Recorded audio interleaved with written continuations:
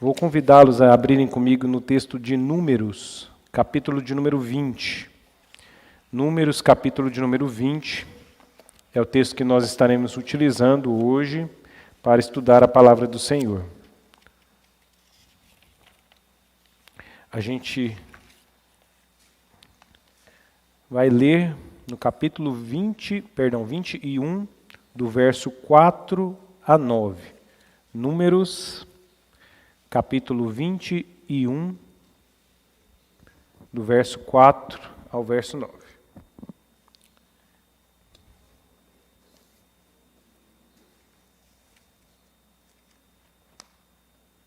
Todos encontramos? Amém. Então eu vou ler, peço que me acompanhem, também na medida aí do nosso estudo. Mantenham suas Bíblias abertas para que nós tenhamos a oportunidade de recorrer ao texto enquanto fazemos também o nosso estudo. Números 21, do verso 4 ao verso 9, diz assim a palavra do Senhor. Então partiram do monte Or pelo caminho do Mar Vermelho, a rodear a terra de Edom. Porém o povo se tornou impaciente no caminho. E o povo falou contra Deus e contra Moisés: Por que nos fizeste subir do Egito, para que morramos nesse deserto, onde não há pão nem água? E a nossa alma tem fastio desse pão vil. Então o Senhor mandou entre o povo serpentes abrasadoras, que mordiam o povo, e morreram muitos do povo de Israel. Veio o povo a Moisés e disse: Havemos pecado, porque temos falado contra o Senhor e contra ti. Ora ao Senhor, para que tire de nós as serpentes.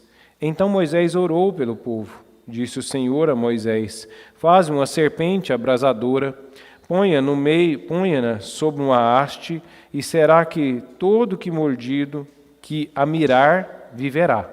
Fez Moisés uma serpente de bronze e a pôs sobre uma haste. Sendo alguém mordido por alguma serpente, se olhava para de bronze e sarava. Vamos orar ao Senhor uma vez mais, pedir a orientação dele na compreensão e no estudo da sua palavra.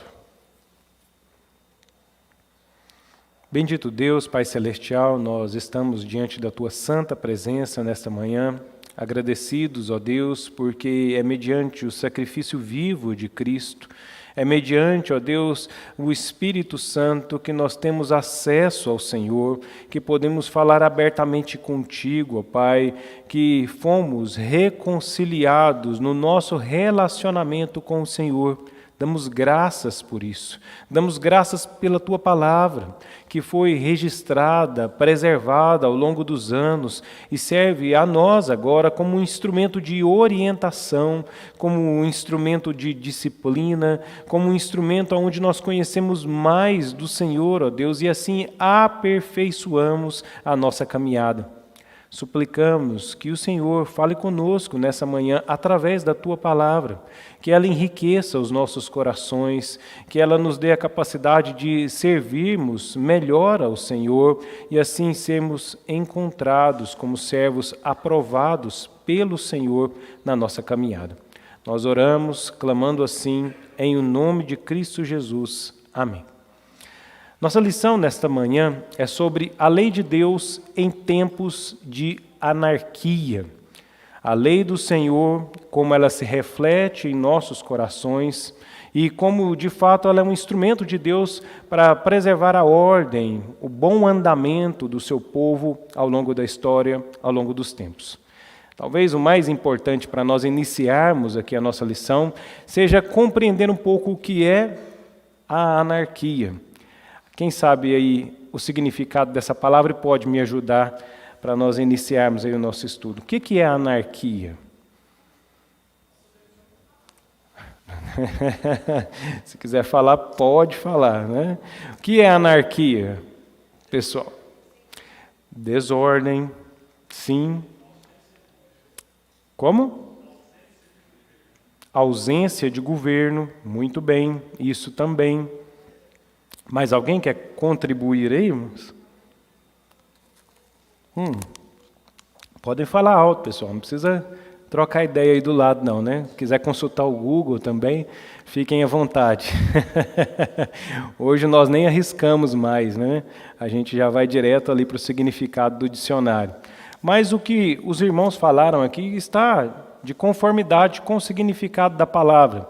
A anarquia é justamente isso, a ausência de um governo, a ausência de ordem, o desrespeito, ou se a gente entrar aí na parte mais ativa, né, o desrespeito à autoridade ou alguma lei que está dentro da nossa conduta como sociedade ou qualquer outra instituição a qual nós estejamos ligados e que nós não respeitamos o governo e a forma de se reger dentro dessa instituição. Essa palavra ela ganha um grande significado na nossa sociedade de uma forma mais presente ou mais atual, lá por volta do ano 60 ou do ano 70, 1960, 1970, quando a sociedade então tenta trazer áreas de liberdade para o seu conceito de vida. Quem passou aí pelos anos 70, ou quem sabe, quem leu na história a respeito deste, mas foi um período onde muitas pessoas se rebelaram contra a instituição civil, contra a sociedade organizada, ao movimento hippie, o movimento do paz e amor, mas o que muito se via nesses movimentos era justamente uma oposição à forma de governo, como a sociedade se organizava. Não era à toa você ver pessoas que não respeitavam a maneira como se conduzia na sociedade, pessoas que saíam do serviço militar obrigatório. Era um período de guerra naquele tempo, as pessoas fugiam, deserdavam do seu serviço obrigatório, não cumpriam as leis e as diretrizes da sociedade, e isso se tornou algo que foi reproduzido dentro da sociedade e que colhemos o resultado até os dias atuais. Não é à toa, queridos, que quando, saindo talvez aí da extensão mais ampla desse significado e olhando para o dia a dia nosso, nós percebemos como, dia após dia, menos temos respeito pelas instituições que temos diante de nós, sendo elas das mais simples e mais elementares, como dentro da nossa casa, e subindo até as mais bem estruturadas, como o nosso governo. Por exemplo, vamos começar nada mais básico, né? Não é incomum hoje você ver que dentro de casa, os nossos filhos, eles já não têm o mesmo respeito pelos mais velhos, por aqueles que conduzem a casa, como tínhamos no tempo passado. Eu morro de rir, de vez em quando a gente senta para conversar com os mais velhos, e a criança, até um sentimento um pouco equivocado pelo exagero da época, ela tinha medo dos adultos.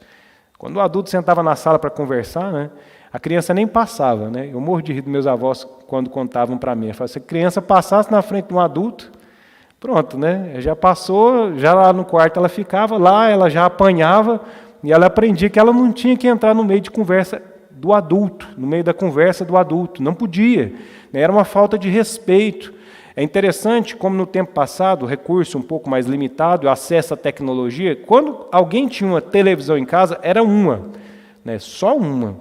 E quem era o dono da televisão? Os adultos. Né? Não tinha esse negócio de criança sentar para assistir desenho, passar na frente, não.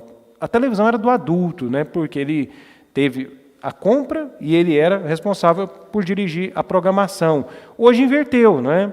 Hoje, na verdade, é muito comum você ver que as crianças dominam o acesso dentro de casa, e aqui não é a televisão, entendam, né? O exemplo é para nós compreendermos como hoje existe uma liderança, uma proeminência dentro de casa da criança, em detrimento do adulto. Não é incomum, né? A gente ir num supermercado, por exemplo, você vê uma criança rolando no chão, dando birra, né? E o pai faz assim, não, meu filho, não, para, meu filho, ele está rolando, né? É aquela cena que muitos já devem ter presenciado aí, e nós temos até alguma dificuldade de corrigir as crianças. E isso se assemelha em muito com a forma pela qual nós temos governado, a forma pela qual nós temos transmitido os valores de hierarquia, de respeito, de moralidade dentro da nossa casa. E isso se reflete, como nós já usamos de exemplo aí, justamente nas instituições maiores, como na própria sociedade. Por exemplo, né? Aqui o exemplo polêmico, tá bom, gente? Mas não estamos politizando a questão. Entendam bem, é um exemplo. O nosso atual presidente, ele se encontra, até não sei se ainda está, né? Mas ele estava internado durante a semana anterior com problemas intestinais aí.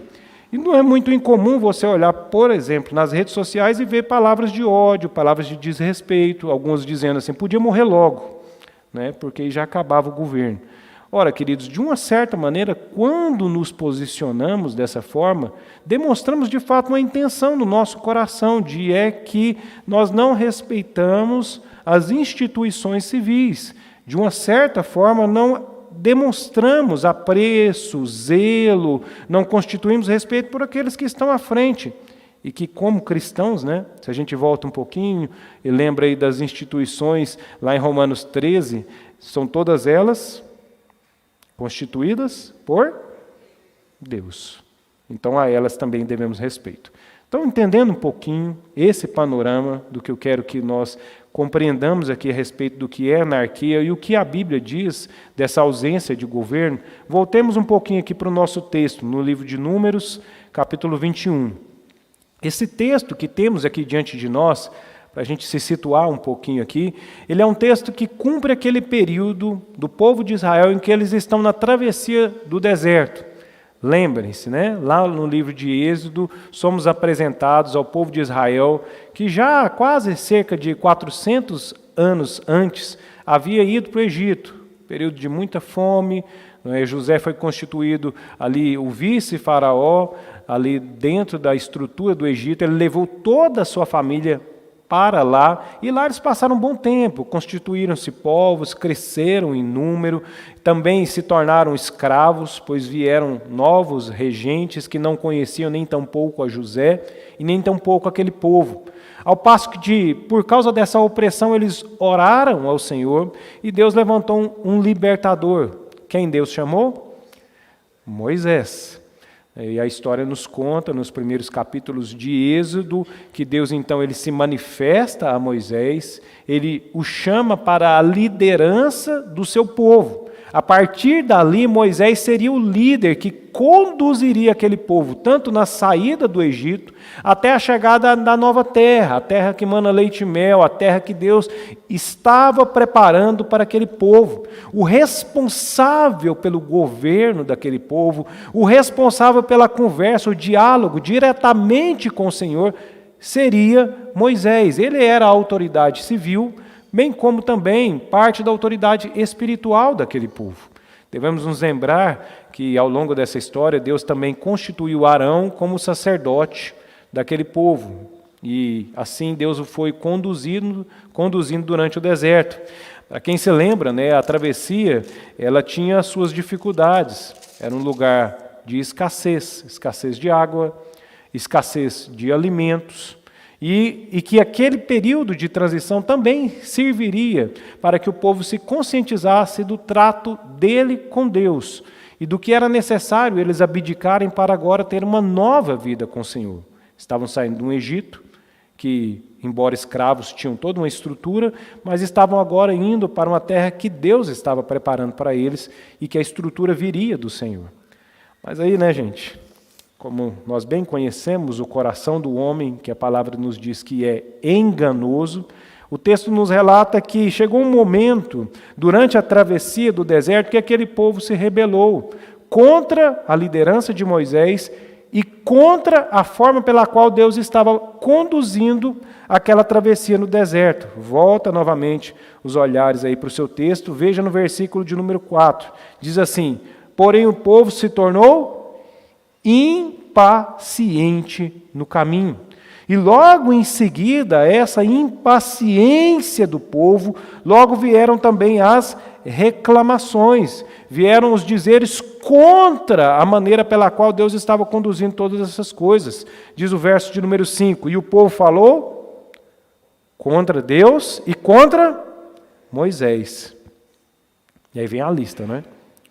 E talvez um ponto interessante de você notar nessa lista, veja bem, versículo de número 5, diz assim, Primeiro eles fazem uma alusão à maneira pela qual eles viviam, diz assim, porque nos fizesse subir do Egito, para que morramos nesse deserto, onde não há nem pão e nem água. Tinha pão e tinha água? Tinha. Se você ler os relatos anteriores, nós vamos perceber que quando era necessário, Deus provinha tanto o pão quanto a água. Mas você vai perceber que não era especificamente contra essas coisas, mas a forma pela qual eles chegavam. Diz assim, ó, e a nossa alma tem fastio desse pão vil. Ou seja, tinha o pão, mas não era o que eles gostavam. Não era da maneira como era servido no Egito. Tinha água, mas não era em abundância, como eles tinham quando estavam próximos à região do Nilo. Tinham todas essas estruturas diante deles, Deus estava proporcionando, era um período de transição. Mas quando eles olham para o que eles tinham, o coração deles não sente contentamento. E eles começam a se insatisfazer com as coisas que Deus estava proporcionando, porque eles queriam de uma forma diferente. E agora eles falam contra Deus, falam contra Moisés, e nesse discurso que eles trazem, eles tratam de trazer todo o povo para junto de si. A rebelião de alguns agora se torna a rebelião de todo o povo. E eles começam a difamar o nome de Deus e, num certo sentido, ir na direção contrária à vontade do Senhor. E aqui, para a gente entender um pouquinho o que é rebelião, ou o que é anarquia, vamos nos deter primeiro um pouco nesse texto. O primeiro sinal, e aqui já podemos guardar, não é? Do que é uma rebelião contra Deus, é a impaciência. Prestem bem atenção, o primeiro sinal da rebelião contra o Senhor, da anarquia, é a impaciência. Justamente, queridos, porque a impaciência é aquele sentimento que toma o coração das pessoas em não saber aguardar o tempo de Deus para a concretização do seu objetivo, do seu propósito, do seu plano. Quando você volta um pouquinho às páginas das suas escrituras, você vai se recordar aí, eu não vou ao texto para a gente não perder muito tempo aqui, mas que Deus, quando Ele tira o povo do Egito, Ele dá a eles uma promessa. Lá no livro de Êxodo, Deus diz que levaria eles para uma terra que mana leite e mel. Essa promessa, queridos, ela só estava sendo repetida. Ela havia sido dada lá em Gênesis, capítulo de número 12, à pessoa de Abraão, que Deus disse que constituiria um grande povo, seria uma grande nação e viveria no lugar onde Deus havia separado para eles. Agora eles estavam na peregrinação para esse lugar. Era um lugar onde eles estariam sendo conduzidos pelo Senhor, estariam à frente daquela terra, eles governariam ali, seria um tempo de paz e um tempo de sossego para aquele povo. Mas o que a palavra de Deus nos diz, queridos, é que o período pela qual eles passaram, que foi seria de aproximadamente 40 dias no deserto, se tornou um tempo extenso para eles. Acabou virando 40 anos, né? Mas o que nós vemos aqui é que nesse primeiro ciclo da travessia daquele povo, eles não conseguiram suportar o período de transição, a prova, o tempo que Deus havia proporcionado para que eles, de fato, aguardassem até a concretização da vontade de Deus na vida daquele povo. Impaciência é um dos sinais, queridos, daqueles que se rebelam contra a pessoa de Deus. É importante nós compreendermos isso. Justamente, queridos, porque hoje nós vivemos em um tempo onde nós somos impacientes com as coisas. Nós vivemos um tempo onde as coisas funcionam muito rápido, onde tudo é muito ágil, e é muito fácil você ver a impaciência. Se você quer testar, né? Eu estava essa semana lá com um colega meu e ele estava acessando uma página na internet. Né? Eu já transitei entre pelo menos 3 mudanças de geração tecnológica. Né? Então eu acompanhei quando teve os primeiros computadores, 386, XT500, né? O pessoal saiu do curso de datilografia e aí começou a fazer o curso de digitação, né? Aqueles teclados desse tamanho, que você digitava com a mão, assim, né?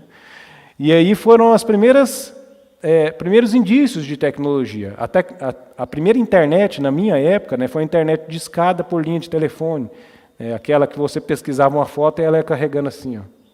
né? Devagarzinho, né? Aos pouquinhos, gastava uns 15 minutos para carregar uma imagem. E aí essa semana eu estava lá com meu colega e ele acessando uma página na internet, e aí a página pesada, um arquivo de 80 e poucos megas, e ele ficava assim na tela do celular.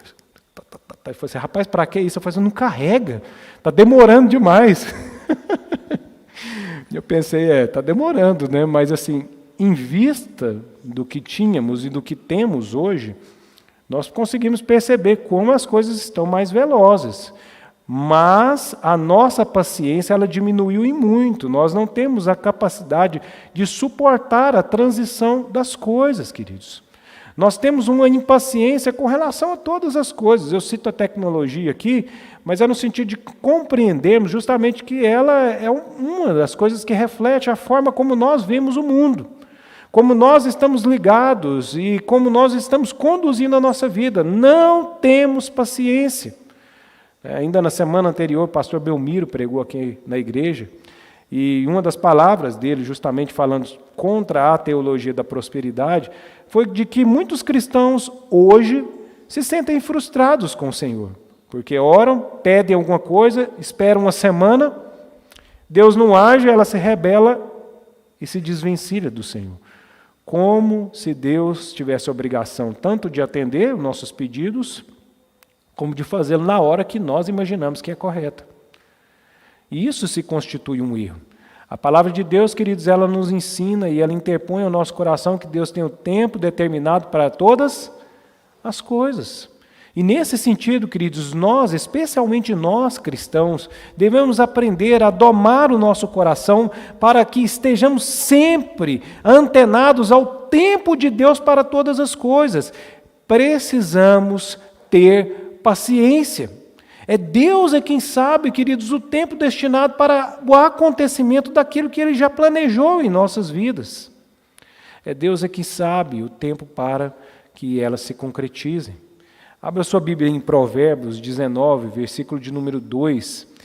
Esse texto aí, ele nos ajuda a compreender um pouquinho da forma prática daquilo que nós estamos aqui mencionando no nosso estudo. Diz assim, Provérbios 19, versículo de número 2. Não é bom proceder sem refletir. Vou esperar alguns irmãos abrirem. Diz assim, não é bom proceder sem refletir, e peca quem é precipitado. Por que peca? Porque se agir com rapidez é pecado, né? Não, não é isso. Na verdade, o que o texto está nos exortando, e o livro de Provérbios tem essa característica muito prática, não é? É que justamente, queridos, pelo fato de nós sermos precipitados, tomamos decisões equivocadas. Agimos de forma errada, e isso traz consequências para a nossa vida, inclusive o pecado. Um bom exemplo que nós temos em termos de história bíblica, temos no livro de 1 Samuel, capítulo 1 e 2, na história de Eucana, Ana e sua outra esposa, Penina, que nos conta que Deus havia ali cerrado a madre de Ana, né? Ela não podia ter filhos, e seu marido precisava resolver aquela situação, e ele recorreu à solução da sociedade. Qual era a solução da sociedade? Tomava uma outra mulher, fazia com ela um filho, e aquele se tornava o filho oficial da casa. E foi justamente essa falta de paciência de Eucana que levou ele ao pecado. Tomou uma outra mulher, assim não seguindo os preceitos de Deus de um casamento monogâmico, e isso trouxe confusão, trouxe discórdia dentro da sua casa. Quando nós somos impacientes, irmãos, nós tomamos decisões erradas. Nós agimos fora da vontade do Senhor porque desejamos e resolvemos da forma como nós achamos que é correto. Segundo elemento que o texto nos aponta aqui, a murmuração. Impaciência e murmuração. Ou, se vocês preferirem, é uma palavra mais próxima para nós aqui, reclamação. Seguindo o curso de obstinação do erro, agora aqueles que estavam diante de Moisés, eles começam a murmurar. Veja no versículo de número 5. Por que nos fizeste subir do Egito para que morramos nesse deserto onde não há pão nem água? E ainda completaram com comentário, desnecessário, que foi o que eu disse para vocês, quando eles ainda reclamam do pão. Percebam a contradição. não é? E eles tinham, mas não estavam satisfeitos. E é justamente, queridos, a falta de satisfação que promove a reclamação. Compreendam como as duas coisas estão extremamente interligadas. Aquele povo, queridos, eles estavam sim sendo acolhidos por Deus. Deus tirou eles do Egito, Deus usou as pragas para castigar aquele povo, Deus abriu o mar, levou ao castigo também aqueles que perseguiam o povo de Israel. Quando eles entraram na caminhada no deserto, Deus estava com eles. De noite, uma coluna de fogo, de dia, uma nuvem que trazia para eles sombra. Quando tinham sede, Deus proporcionava água. Quando tinham fome, tinham pão, tinham as codornizes, que serviam como um alimento, a carne. Mas não era o suficiente. Não é, queridos? Eles queriam mais. E aí eles se lembravam das comidas do Egito, que eram sensacionais, não é, queridos? Tinham lá os mestres cucas, né? Tinha o temperinho, tinha ali o assado, né? Tinha um pão que era feito na hora, tinha o forno, o preparo era outro. De fato, certamente, em comparação com o que eles estavam naquele momento, não é, recebendo, queridos, era muito melhor olhar para o Egito. E eles pensaram, poxa, a gente tinha uma boa vida lá, e agora nós estamos aqui no deserto tendo coisas ruins. E aqui eles começam a murmurar contra o Senhor, começam a reclamar, começam a olhar para a sua vida e não estarem contentes quando fazem a comparação com a vida que tinham anteriormente, e que inclusive achavam, não é, que mereciam. E isso leva à insatisfação, que leva ao pecado. Como nós vemos isso no tempo presente, queridos? Vemos na insatisfação que nós temos com as coisas. Não é verdade? De vez em quando a gente ora para Deus, pede para Deus um emprego. Fala assim, Deus, estou sem trabalhar. Né? Preciso de um emprego. Abra as portas de um trabalho. Coloca na presença de Deus e a gente começa a trabalhar. E o trabalho paga um salário mínimo. Fala assim, Deus, não dá para viver com um salário mínimo. E, ó, né? Não dá mesmo, né? Aí vai pagar a conta de água, vai pagar a conta de energia, vai pagar os alimentos. Se tiver um filho, a coisa agrava mais. Aí a gente olha para aquele que não tinha nada e agora tem alguma coisa e começa a reclamar. Fala assim, Deus, não é possível, né? O que eu vou fazer com um salário mínimo? Não dá, não é possível. E Deus já te tira de uma condição, às vezes, ruim, coloca num emprego, Deus está proporcionando. A gente não tem paciência, né? E aí as coisas até melhoram, né? Aí a gente começa a ganhar mais, aí compra um carro, Deus, mas meu carro é muito velho. Aí compra uma casa, Deus, mas eu não queria uma casa, né? Eu queria uma casa, eu queria um sobrado, eu queria uma piscina. Não, Deus, mas a escola do meu menino não está muito boa, eu queria que ele estudasse lá no IP, lá no Bueno, lá no Marista. E assim, queridos, nós percebemos qual é a natureza do nosso coração. O fato, queridos, é de que nós não nos contentamos com aquilo que recebemos do Senhor, e a falta de contentamento nos leva à reclamação, à murmuração, por não compreender que Deus cuida de nós, a cada um de uma forma diferente, uns com mais, outros com menos, mas todos sendo amparados pelo Senhor. Porque é isso que a palavra de Deus nos ensina, que precisamos estar contentes com o que temos. E aí a gente olha para Adão e Eva, não é? Diz que eles viveram no paraíso, e lá tinha quantas frutas? E o que eles tinham para comer? Tudo, né, queridos? Tinha tudo. Esses dias eu estava brincando de um joguinho lá com meu menino, acho que é Fruit Ninja, um joguinho lá desses de celular que fica passando o dedinho, cortando lá, e eles vão dando algumas informações embaixo, né? Aí diz que só de abacaxis, né, tinha mais de 100 e poucas espécies de abacaxi no mundo. Formas diferentes, a mesma fruta com vários sabores, né? Quem gosta de uma manga aí sabe do que eu estou falando, né? Manga espada, manga piqui, manga coração de boi, vai no supermercado, tem um monte de diversidade. Queridos, imagina isso, lá atrás, quando Deus criou todas as coisas. Deus criou e deu para o homem e disse, tem tudo, mas essa árvore, que representava justamente a obediência que eles precisavam devotar a Deus, ela estava lá no jardim, para que o homem compreendesse o lugar dele e o lugar do Senhor. Tinha árvore demais, né, gente? Não é possível que a povo tinha comido tudo. Mas não foi suficiente, não é, queridos? Quando tentados pela serpente, quando aceitaram a tentação e cederam, de fato, a ela, nos diz a palavra que eles comeram do fruto. E aí se tornaram insatisfeitos com tudo que Deus estava proporcionando a eles, reclamaram e chegamos aonde nós estamos. Como cristãos, queridos, nós devemos compreender a necessidade de um coração satisfeito com o que Deus nos tem dado.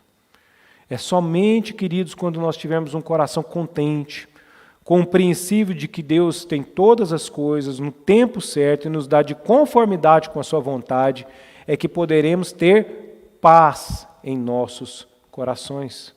Pega aí mais um texto, lá no livro de Provérbios, agora no capítulo 19, versículo de número 23.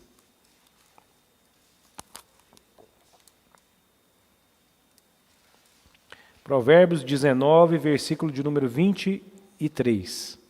Diz assim: o temor do Senhor conduz à vida. Aquele que o tem ficará satisfeito e mal nenhum o visitará. Então deixa eu fazer uma pergunta aqui para vocês. O que é que nos torna satisfeito? É termos o que buscamos? Queridos, entendam, o nosso coração jamais vai se satisfazer de alguma coisa. Porque o buraco que temos dentro de nós não diz respeito a coisas que nós não temos. Diz respeito a Deus que não possuímos.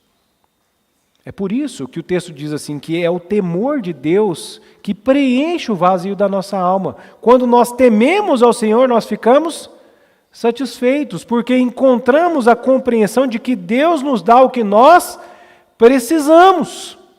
Por isso que quando você liga a televisão e vê o noticiário político lá, você vê assim, semana passada passou, né? Juiz vende sentenças.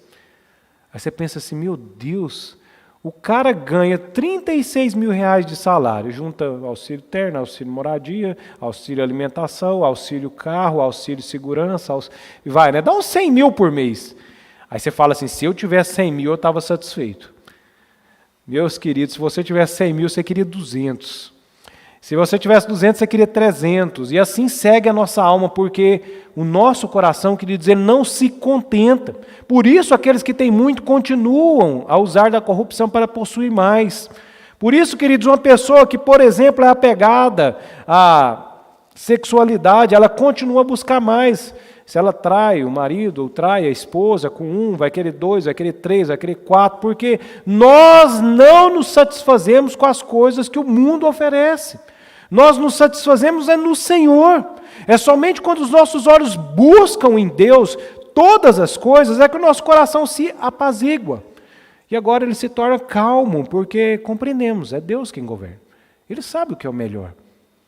E Ele satisfaz as nossas almas. Nós podemos ter tudo. E ainda assim, se não temos Deus, não teremos nada. Terceiro elemento aí, com relação à rebelião, é que quando nós somos rebeldes, Deus ele finalmente nos castiga para que haja redenção. Veja como caminha aí a rebelião.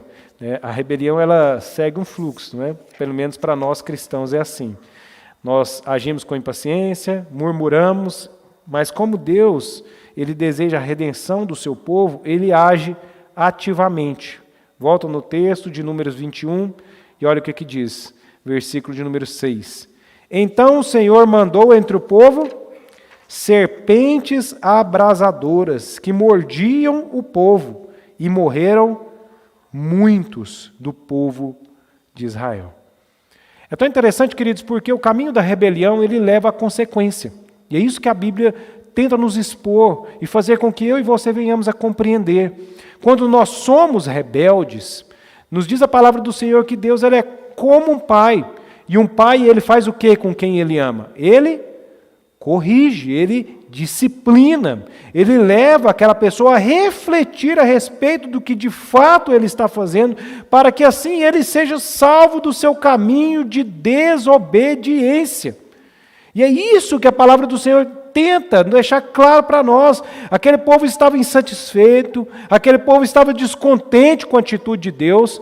E o que Deus fez, queridos, não foi levar para eles agora mais pão, né, levar para eles mais água, proporcionar uns carros, né, com cobertura e animais para levar eles até o destino deles. Não! Deus os castigou. Justamente, queridos, porque Deus não nos trata como filhos mimados. Deus, Ele nos aperfeiçoa, Ele nos ensina para que venhamos a compreender o objetivo de Deus em todas as coisas e seguir no centro da sua vontade. Por isso, a rebelião, queridos, ela não deve ser suprimida com mimos. Ela precisa ser suprimida, sim, com correção, para que através da correção se reconheça o que se está fazendo que está errado, fora da vontade do Senhor. É somente esse o caminho que educa o nosso coração. Veja, queridos, que o Senhor então levanta aquelas serpentes, elas começam a morder as pessoas, muitos morreram, e o coração do verdadeiro cristão, ele tem uma direção muito objetiva. Deus, ele usa esses elementos para poder amansar o nosso coração. Diz a palavra de Deus, em seguida ao versículo 6, diz assim, veio o povo a Moisés e disse, havemos pecado, porque temos falado contra o Senhor e contra ti. O verdadeiro coração cristão, queridos, ele reconhece o erro. O castigo leva ao arrependimento.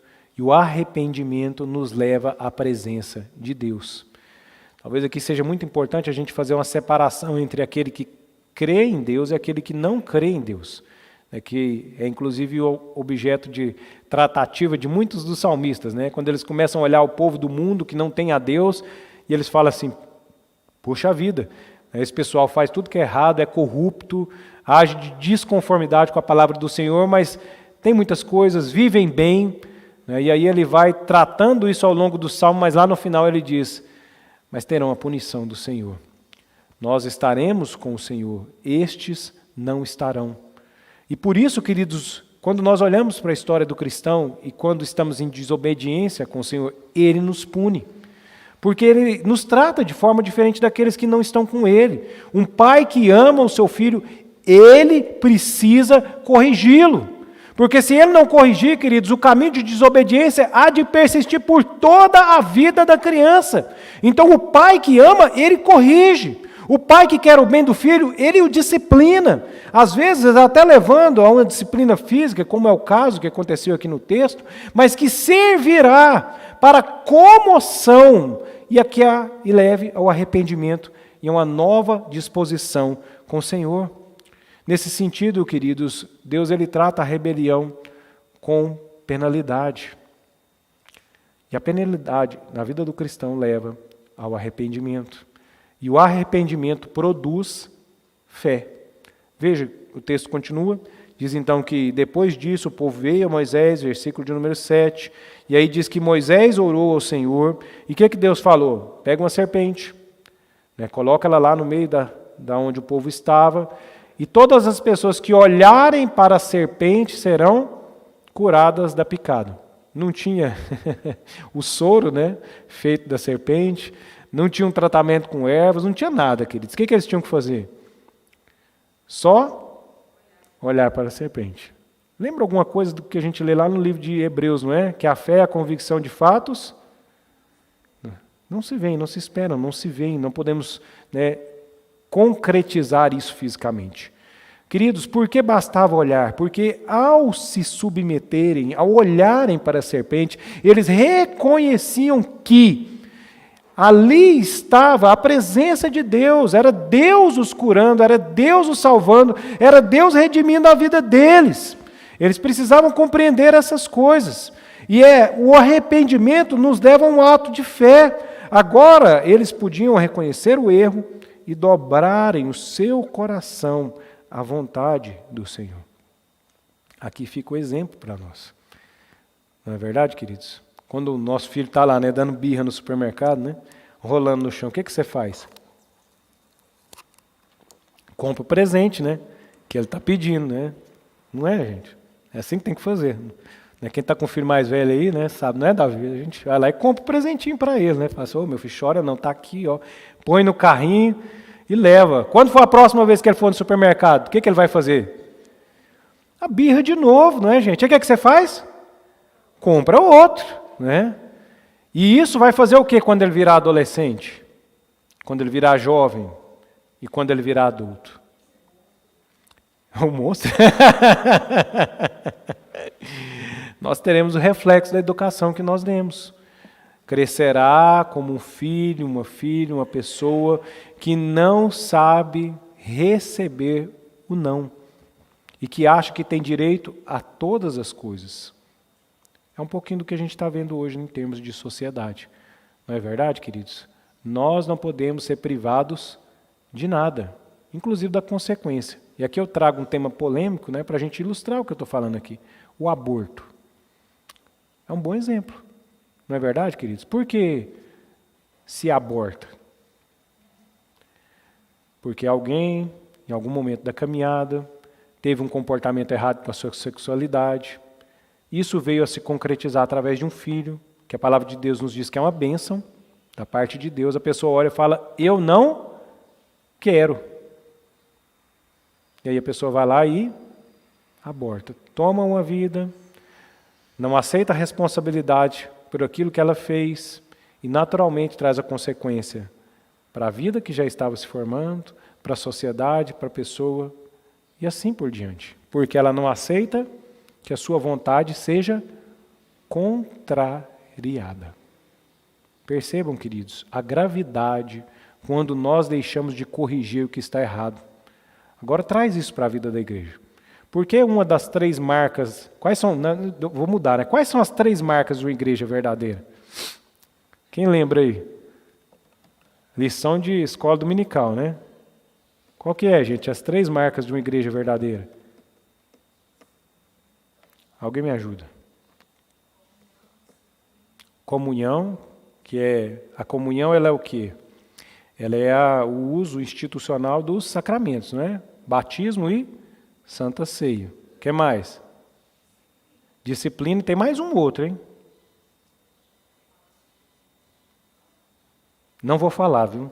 Vocês vão chegar em casa, vocês vão pegar a revistinha da escola dominical ou o catecismo, se não tiver, você baixa da internet, e você vai lá ver as marcas da igreja. Mas uma delas é a disciplina eclesiástica.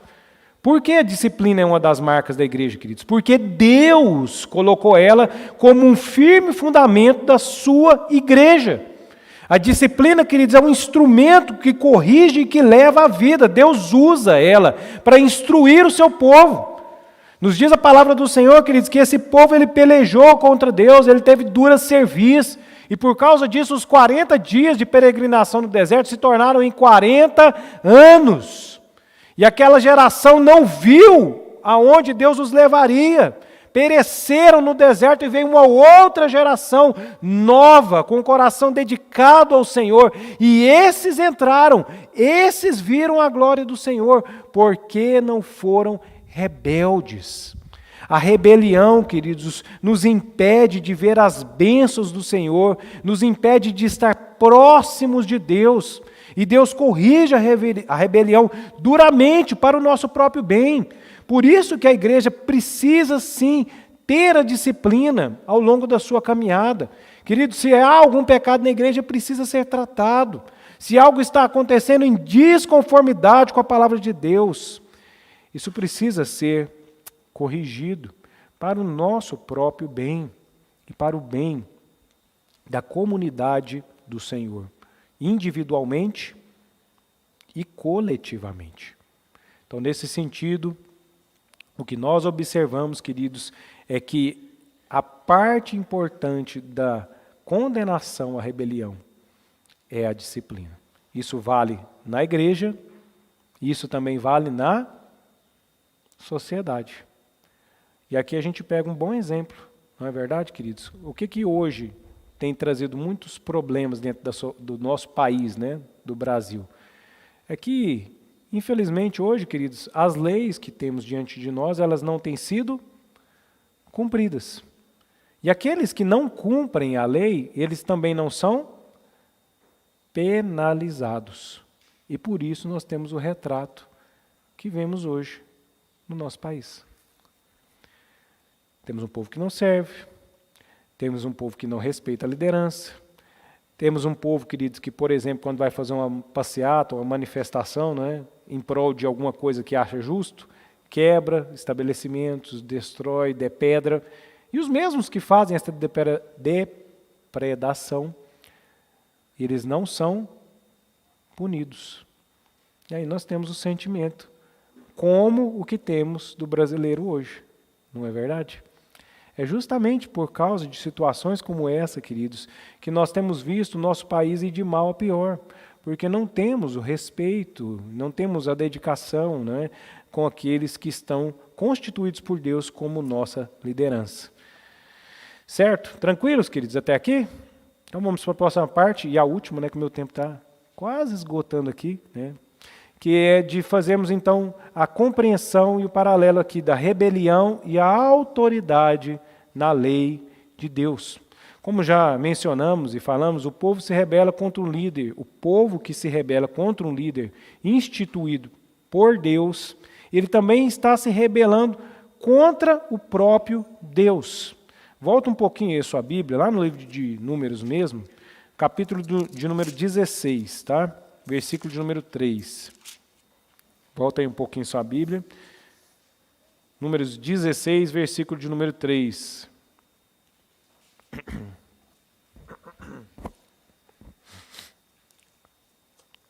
Esse aqui também é outro texto, né, que nos fala justamente sobre uma situação parecida com essa que nós tivemos, que é a rebelião de Corá, Datã e Abirão. Diz assim: e se ajuntaram contra Moisés e contra Arão, e lhe disseram: basta, pois toda a congregação é santa. Cada um deles é santo, o Senhor está no meio deles. Por que, pois, vos exaltais sobre a congregação do Senhor? Avança um pouquinho, versículo de número 13.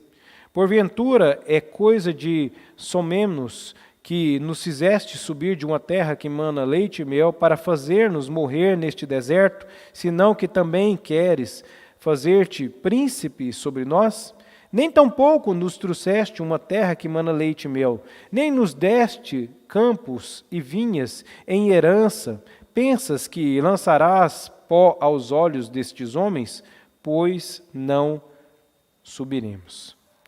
Esse texto aqui, né, poderia também ser usado como base para a nossa lição, demonstra justamente esse coração daquele que é rebelde. Queridos, a pessoa que é rebelde, ela não aceita a liderança instituída por Deus. E é interessante, queridos, que nós encontramos os nossos próprios argumentos para não aceitar uma liderança instituída por Deus, que são argumentos diferentes do que a Bíblia nos impõe, do que a Bíblia nos ensina, da forma como Deus colocou diante de nós. Se a gente lê lá no livro de Atos, quando nos diz a única justificativa que temos para não obedecer uma liderança, o apóstolo Pedro diz o quê? Que obedecemos até quando aquela liderança estiver conduzindo o povo dentro da vontade de Deus. Passou dali, o que a liderança está impondo nos leva a uma vida diferente da vontade do Senhor, a Bíblia nos dá o direito de irmos na direção contrária àquela liderança. Mas enquanto aquela liderança não fere os preceitos da palavra do Senhor, precisamos estar submissos a ela. Precisamos estar submissos a ela. Veja que esses personagens aqui que nós temos no livro de Êxodo, versículo de número 3 aqui, eles nos falam que eles queriam tomar o lugar, né, tanto de Moisés como o líder do povo, bem como de Arão como o sacerdote do povo. Eles queriam ocupar o lugar deles, porque eles se achavam superiores, melhores, numa condição de mais capacidade do que eles, e que eles conduziriam melhor o povo. Compreendam, queridos, isso não é legítimo. É para a gente destituir uma liderança. É necessário nós entendermos isso. O que significa isso que tem a dizer? Que nem sempre a liderança vai seguir no centro da vontade sua, ela não está aqui para te agradar. As lideranças que Deus impõe, elas têm um objetivo na vida das pessoas. Isso tanto as civis, quanto também as religiosas, as espirituais, constituídas no seio da igreja. E é nesse sentido, queridos, que nós devemos estar atentos, porque se existe uma liderança, nós devemos estar submissos a ela para compreender o que Deus deseja nos ensinar através dela, como no nosso trabalho, como na nossa igreja, os líderes que nós temos.